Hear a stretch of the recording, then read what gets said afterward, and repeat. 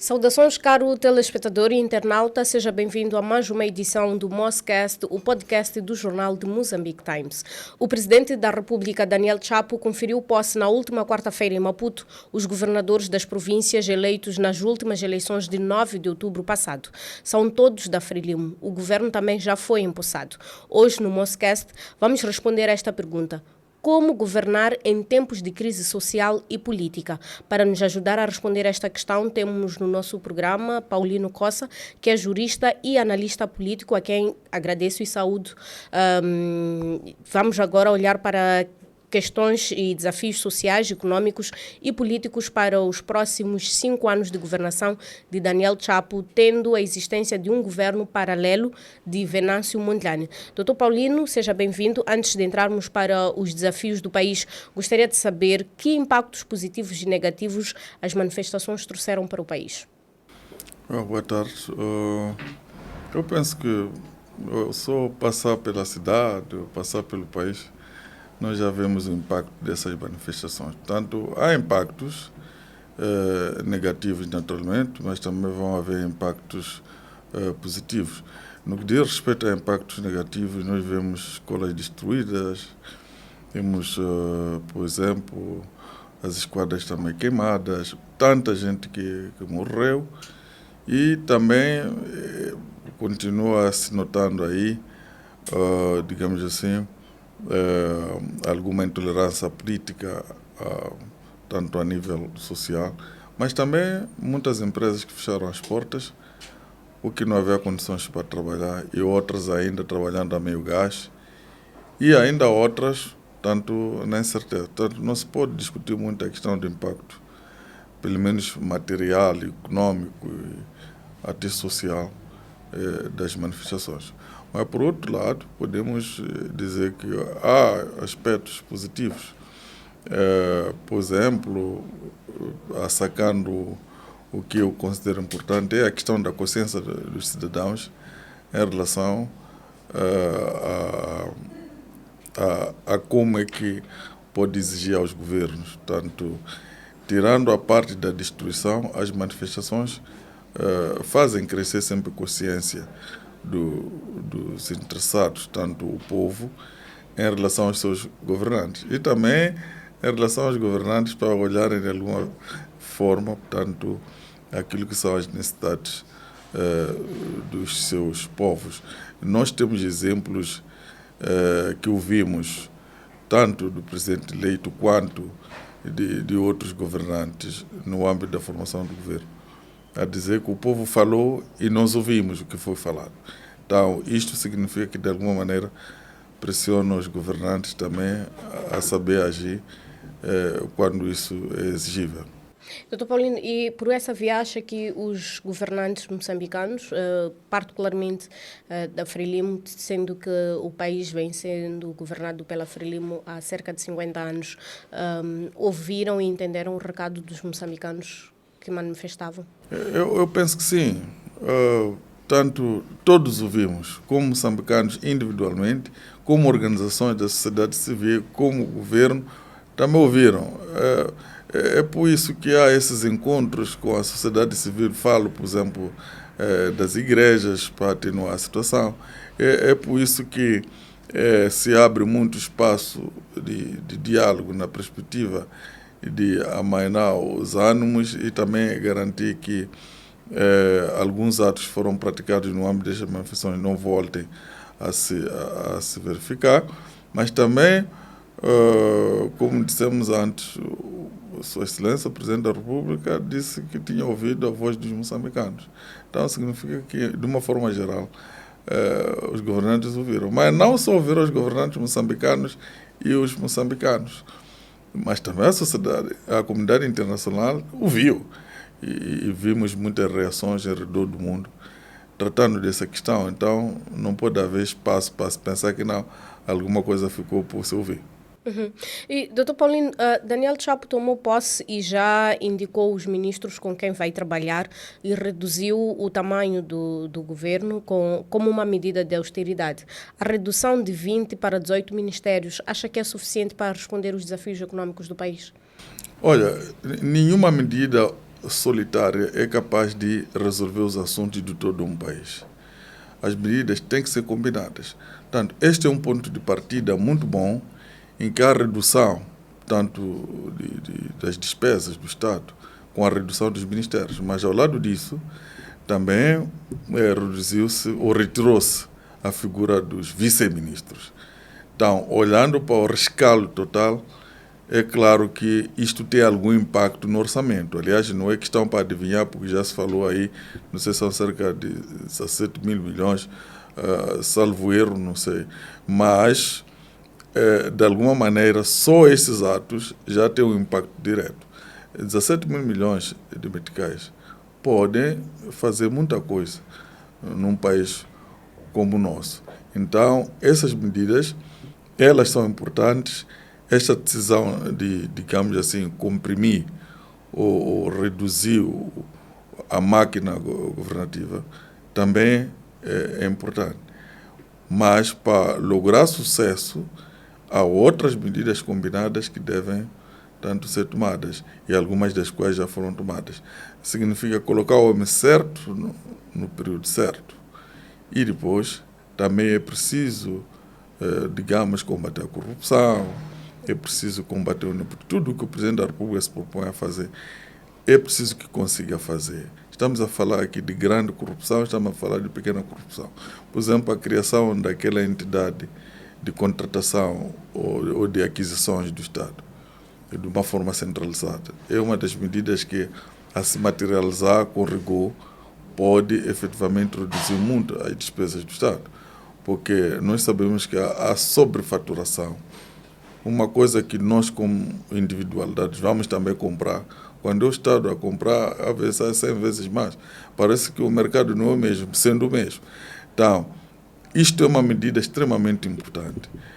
Mas, como queria reforçar, este ato que já foi praticado pelo Presidente da República sobre o governo precisa também ser acompanhado por outras medidas, tanto que devem efetivamente apoiar aquilo que é a governação. Dr. Paulino faz menção ao sistema de contratação de serviços, de bens e serviços por parte do Estado. Esta medida em que o Presidente da República diz que esse processo vai agora estar sob gestão da Presidência, não entra em contradição com o que até está previsto na Constituição da República, que é a descentralização dos serviços do Estado? Bem, eu penso que a questão de se um determinado ato, sem anuir a pergunta, mas falando tanto a prática de um ato, a avaliação desse ato ser positivo ou negativo, não deve apenas só olhar naquilo que pontualmente exista do ponto de vista da legislação. Se não se viola nenhuma lei em concreto, mas consegue-se trazer o resultado melhor, então ali há que escolher, há o dilema. Não estou a dizer que estamos em conflito de deveres, mas estou a falar, por exemplo, concretamente sobre este assunto. Eu penso que o que ele fez foi dizer que há um inspetor-geral que há de estar para supervisionar. Não que ele controle diretamente, mas um inspetor-geral que responde diretamente ao Presidente da República, tanto no âmbito da competência que se atribui, mas para fiscalizar tanto esta entidade de contratação. Então, de uma forma clara, eu não vejo aqui a contradição entre o processo de descentralização com este ato em concreto. Por quê? Porque nós temos problemas também concretos a resolver. Portanto, esta questão da abertura, esta questão de descentralização, cria também oportunidades, em algum momento, das pessoas tanto se aproveitarem de alguns casos. Mas no rigor jurídico, quando nós falamos de descentralização, estamos a falar de municipalização e outras formas. Tirar os poderes do Estado, na verdade, seria a desconcentração. Significa que o Presidente estaria a concentrar, não centralizar, estaria a concentrar os poderes. Mas não é a ele que cabe. Portanto, é uma figura de expansão apenas, que vai responder ao Presidente da República, então não entra em contradição com isso. Mas se admitíssemos a possibilidade de estarmos em face dessa concentração que estaria em contramão com o espírito, digamos, de desconcentração, que no caso se chama de descentralização, linguagem comum, então seria chamada a figura de comparação. Entre os dois males, qual seria o mal maior? Acho que este mal que acaba tirando os valores públicos seria o mal maior, que deve ser controlado de alguma maneira, mas temos sempre que começar por onde? Então, o Presidente da República acha que este é o ponto de partida. Dr. Paulino, quais são as áreas prioritárias de governação que devem ser consideradas neste momento pelo Presidente da República, considerando o atual cenário de crise? Assistimos já a levantamentos sociais que duraram 3 meses ou mais de 3 meses, e a reclamação não era só por conta dos resultados eleitorais, mas mais tarde começamos a ver alguns manifestantes a queixarem-se da falta de emprego, da falta de alimentação, precariedade no sistema de educação, no sistema de saúde. Neste momento, quais são as principais prioridades que Daniel Chapo deveria atacar? Olha, eu sou um indivíduo que muitos não sabem, mas eu venho da sociedade civil, nomeadamente, eu venho de associações. Eu acredito muito no poder de negociação. Tanto sempre que eu falar, porque está dentro de mim a negociação, eu acho que é o ponto de partida. Também na minha casa eu gosto de negociar bastante, nem com os meus filhos a negociar as coisas. Tanto para dizer que a prioridade para mim é pacificar o país. E pacificar o país, em primeiro lugar, precisa de negociar, o diálogo tem que fluir. Tem que haver diálogo com o Venâncio Mondlane, de maneiras a que estas situações que estamos aqui a viver, que estão a tumultuar o setor produtivo, essas situações têm que ser controladas. A prioridade é unir os moçambicanos para pacificar o país, para criar condições para o desencadeamento do resto. A segunda coisa, que considero extremamente importante, que sem isso nós não teremos tirado nenhuma palha, é a questão do combate contra a corrupção. Eu sempre essa tecla vou bater, porque é ela que primeiro aumenta o fosso entre os ricos e os pobres e desgraça a maior parte dos moçambicanos, todos sabemos disso. A segunda coisa é que ela tira de muitos e acumula em alguns, que depois se tornam elite. Se esta tendência continuar, daqui a pouco o povo vira escravo destes outros. E isso tem que ser controlado. A outra coisa é que propicia a irregularidade na distribuição de riqueza. Imaginemos que existam empresas aqui que concorram para aceder a certo concurso, o Estado sendo o maior contratante. Então, quando existir alguma distorção nesses concursos, é claro que as outras empresas vão ficar desfalcadas porque não vão aceder ao maior contratante, tanto para a condição do nosso país. A outra coisa é que isso desfigura a geografia da sociedade. Tanto há indivíduos que, de fato, vão ficar na miséria e na desgraça, enquanto há outros estarão aí brilhando porque as oportunidades vêm de todo lado. Mas também porque a corrupção, ela tem poderes para levantar uma elite, que essa elite pode até se afastar da lei para prosseguir os seus interesses. E a consequência final é que a corrupção pode empobrecer um Estado. Tanto tem capacidade para criar um país de ricos, mas um país pobre. Tanto indivíduos ricos, mas o Estado pobre. Isso é fácil ver. Você vai chegar nos cantos, estrada esburracada, tudo de qualquer maneira, mas vai ver maçãs aí, vai ver viaturas que circulam nesses buracos, que são de outro nível. Isso significa que o Estado está atrás daqueles que, tanto está muito atrás economicamente do que as elites que controlam a corrupção. Nesta perspectiva, é necessário que haja combate contra a corrupção a nível da administração pública, o mecanismo interno e depois o mecanismo judicial. o que significa que o mecanismo judicial deve complementar, no caso concreto, falamos da administração pública, deve complementar aquilo que acontece dentro dos ministérios, dentro da própria administração pública.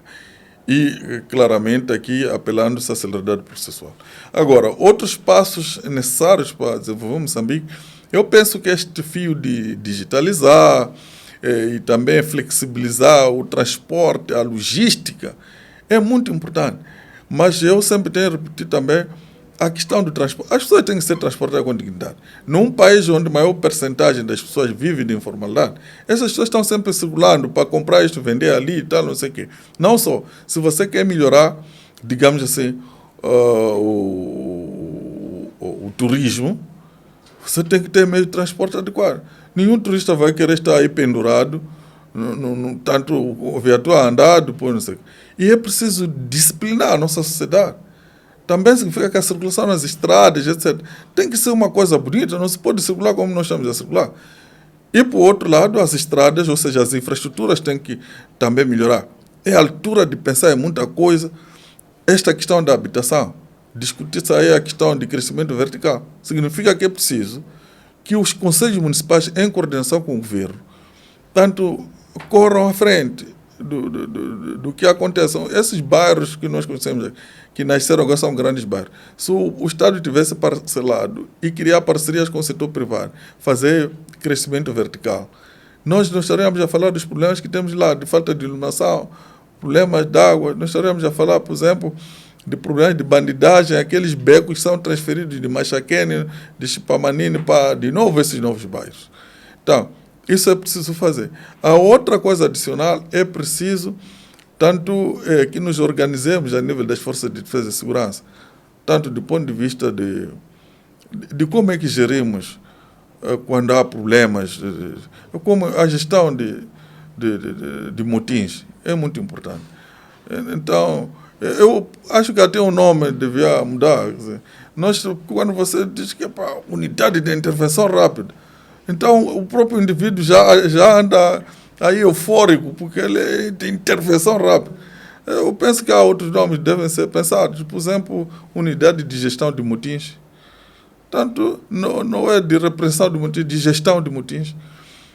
Ou seja, o nosso Estado tem que reverter o quadro que neste momento é pintado lá fora, de que estão disparando para todo lado. As pessoas, quando estão lá fora do país, pensam que não há nenhum canto em Moçambique onde se possa sentar sem a polícia parecer disparar aí. Então, essa imagem, efetivamente, tem que mudar. E, naturalmente, tem que se aproveitar ainda mais esta questão das multinacionais, essa questão dos megaprojetos. É preciso que esses megaprojetos tragam realmente boa valia aos moçambicanos, e quando nós sentamos e dizer sim, valeu a pena dar essa concessão aqui.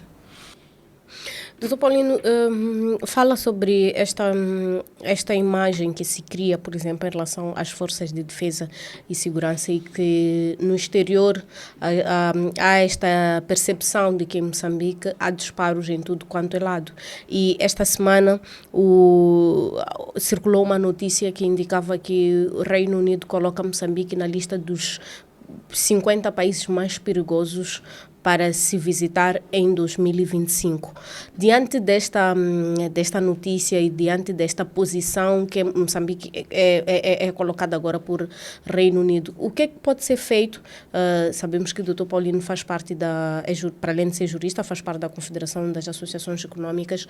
O que é que pode ser feito para alavancar a economia num cenário em que certamente há um receio por parte dos investidores de vir a Moçambique enquanto se vive este ambiente de crise?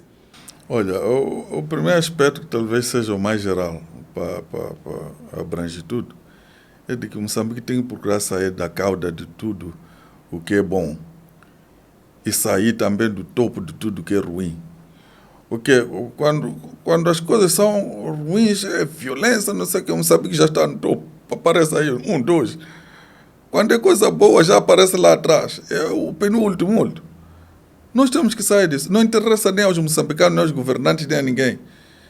E isso é a responsabilidade de todos nós. Em primeiro lugar, o Estado, na perspectiva dos governos, mas todos fazendo a nossa parte, porque para ultrapassar bem, não precisa ser o Estado. Qualquer cidadão tem que ultrapassar bem, tem que respeitar o peão, tem que não sei o quê. Não, porque matar gente nas estradas é um tipo de violência. Mas, em relação àquilo que pode ter impacto na economia, sem dúvida, em primeiro lugar é preciso combater os raptos. E isso implica que é preciso, sem tréguas, fazer as purificações dentro das fileiras. A antiga procuradora da República do Chile já falava de infiltrações no Cernic, falta de treinamento, falta de meios humanos, materiais, etc. Tudo que é de ruim lá dentro. E depois, no âmbito da corrupção, também se falava dessas instituições aparecer. E muitos indivíduos ali virando ou sendo ao mesmo tempo bandido enquanto é polícia. Então, é preciso primeiro tirar isso, conseguir tirar esses indivíduos lá dentro e garantir que tanto consigamos combater os raptos. Depois de combater os raptos, temos que começar a pensar na flexibilização do licenciamento das empresas e também pensar em projetos de formalização daqueles indivíduos que vivem no informal ali. Essas pessoas que vivem no informal em muitos países se tornaram grandes empresários, porque essas pessoas estão na rua aí vendendo. São indivíduos que têm muita experiência, sabem onde comprar, onde vender, quanto é que custa, e os custos ali eles já sabem. E isso é um negócio. Basta você saber onde buscar, onde vender e ter lucro aí. O negócio está aí. Então, esses indivíduos já têm negócio. É preciso ajudar eles a crescer. No âmbito da formalização, é preciso evitar que eles sejam abarrotados de obrigações. Obrigações fiscais devem acontecer, mas tem que haver mecanismo mais simplificado ainda para que as pessoas se sintam encorajadas a se meter nisso. E também tem que haver o networking. Por exemplo, há pessoas que produzem verduras, etc, etc, aqui. E sabemos que temos restaurantes, temos hotéis, não sei, tem pescadores, já tem, não sei. É possível vincular esses que parecem informais, ser fornecedores permanentes dessas entidades que circulam. E vai ver que, a partir dali, tem que ter nuit, tem que ter qualidade no produto. E eles vão crescendo dessa maneira. Tá, enquanto nós deixamos fora e buscar nos supermercados grandes, não sei o que, esses pequenos nunca vão crescer. É preciso um estudo que tenha por objetivo fazer com que os moçambicanos também criem riqueza. Não podemos querer usar aqueles que já vêm com sua riqueza. Eu vi uma vergonha pesada no passado, de quando apareceu aquela padaria grande ali, quase que se eliminava nós todos, os padeiros moçambicanos que viemos aqui há longo tempo arcando isso. Só que foi água de boca dura. Meteram contentores de tudo quanto é lado, como se no Moçambique não houvesse nenhuma padaria. E o governo anuiu isso. Isso assim não se constrói a economia de um país. Você tem que pensar naqueles que estão lá. Estão lá os padeiros, todos crescemos a utilizar aquelas padarias. Mas porque alguém apareceu com um caminhão, já queriam arrastar todo mundo. Não pode ser assim. Então, isto tem que ser pensado. Ou seja, é preciso proteger as pequenas e médias empresas internas, dando recursos para que essas pessoas efetivamente possam competir no mercado, possam melhorar os seus trabalhos, possam modernizar as suas empresas. E, por outro lado, é preciso melhorar as taxas que vão acontecendo aí. Mesmo o IVA deve ser reduzido quanto a nós. Porque, sabe, se nós nos abrirmos para que os moçambicanos consigam trazer as coisas da África do Sul aqui em grandes quantidades, vai ver que muitos moçambicanos vão virar comerciantes, porque haverá essa oportunidade. E 2, 3, o preço vai baixar. E esses indivíduos criar essas instituições de venda disto e daquilo, essas pessoas vão também contribuir. Muitas das vezes, nós fazemos de forma errada, quanto a mim, dizer que temos que proteger o mercado nacional. Por exemplo, o que vale para um moçambicano proteger o mercado de açúcar? Se esse açúcar, para chegar na mesa do moçambicano, sai mais caro comprando aqui do que comprando na África do Sul. Então, isso não é proteger a economia nacional, não. Isso é proteger estes indivíduos aqui. Porque economia é uma coisa, o investidor é outra coisa. A economia tem que trazer uma dinâmica que melhore a vida das pessoas. Agora, se está você a criar proteção da indústria, que por sua vez essa indústria não está a conseguir, portanto, melhorar a vida das pessoas. É complicado. Quando a Dugongo, não sei como chama, essa que abriu aí, vendeu cimento a um preço que todos sabemos qual é que é. Depois de um tempo, depois do outro caírem, porque houve não sei o que, aí aquela jogada toda, voltaram a explodir o cimento. Mas você chega aqui agora na Swaziland, o cimento está 85 rands. Então, outras coisas, acabamos vendo aquilo que anda no mercado, anda nas mídias e ficamos curiosos. Eu estava a conversar com um indivíduo agora, numa reunião da associação ali. Ela dizia que não, eu que estou a falar aqui, vendo cimento na Swaziland. E mesmo vendendo daquele preço, segundo ele disse, é moçambicano, ele ganha uma margem de cerca de 5 rands por cada saco. Vendendo a 85 o saco de cimento, 85 rands. Mais barato que... Muito mais barato do que aqui. E muitos daqui, esse cimento ele tira daqui para lá. Então, eu preciso perceber outras coisas. Então, para dizer que há muitas medidas que é preciso ter em conta. Mesmo a nível do mercado financeiro, há medidas que são tomadas já pelo Banco do Moçambique. E simplesmente os bancos comerciais não movem nenhuma palha. O preço continua a ser aquele, as exigências são as mesmas, as percentagens, não sei o que. Vai ver a percentagem, tanto de juros, tanto na Europa, desses bancos mesmo que estão aqui. Não tem nada a ver, nem sequer se pode comparar isso. Então, é preciso pensar nisso. O que é preciso eliminar, se for necessário, tem que se estrangular isso, criar uma outra forma de estar, até vale a pena pegar dinheiro do outro canto, cada um se virando, do que ter bancos que, no fundo, estão a explorar as pessoas. Doutor Paulino, fala do preço do cimento que faz parte das exigências, das 25 exigências do candidato Venâncio Mondlane para os primeiros 100 dias. Como é que olha para estas medidas? Como é que olha para o governo paralelo por si instituído? Olha, eu não estou vinculado a questões do Venâncio Mondlane. O Venâncio Mondlane está a fazer, é política que está a fazer. Então, eu estou discutindo questões econômicas e discutindo aquilo que de fato pode ser viável, discutindo a questão, comparando os preços, etc. Agora, eu penso que há toda uma necessidade de se sentar e se dialogar para trazermos o bem-estar. Porque há alguns atos que são praticados que, sinceramente, precisam de algum estudo para se firmar. Vamos lá. A mesma questão de cimento, o preço de cimento, que se fala que tem que ser de 300 mil. Não digo sim, não digo não. Mas imaginemos as pessoas já compraram aquele cimento que compraram, antes de até se falar disso, do que o Venâncio falou agora. Então, se as pessoas adquiriram por mais de 300 mil, como é que vão vender a 300 mil? Porque eu vi aí vídeos em que as pessoas já estavam vendo a tal preço, não sei o quê. Então, num Estado, aquele tipo de movimento é muito prejudicial. Pode inibir o desenvolvimento da economia e pode fechar a possibilidade das pessoas virem investir neste país, se nós não controlarmos isso. Ou seja, tem que haver trabalho da oposição, tem que haver as estratégias políticas que cada um pode desenhar, mas ao governo cabe normalizar a vida em sociedade. Portanto, eu não vou discutir a questão das medidas do Venâncio Mondlane numa perspectiva de que, sendo jurista, em relação às medidas, eu sempre vou ver o que a lei diz. Quem cria, por exemplo, digamos, os avisos do Banco de Moçambique, o Ministério da Economia pode tomar algumas medidas, etc, etc. Portanto, as medidas que se alicerçam na lei que nós temos.